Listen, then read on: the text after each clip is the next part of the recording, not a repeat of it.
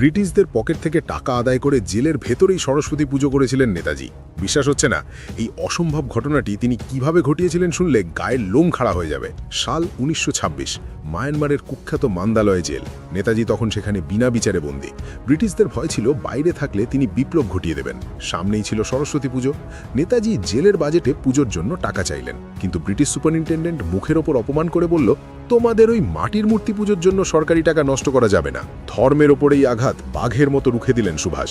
তিনি সরাসরি জানিয়ে দিলেন, ধর্ম পালন আমাদের জন্মগত অধিকার। টাকা যদি না দাও তবে আজ থেকে একটা দানাও মুখে তুলব না। শুরু হলো আমরণ অনশন। নেতাজির দেখাদেখি বাকি রাজবন্দীরাও খাওয়া বন্ধ করে দিল। জেলের ভেতর তৈরি হলো এক যুদ্ধক্ষেত্র। ব্রিটিশরা ভয়ে কাঁপতে লাগলো। নেতাজির কিছু হলে সারা ভারত জ্বলে উঠবে। ব্রিটিশদের অহংকার টিকল না। মাত্র কয়েকদিনের মধ্যেই তারা নাকে খত দিয়ে হার মানল।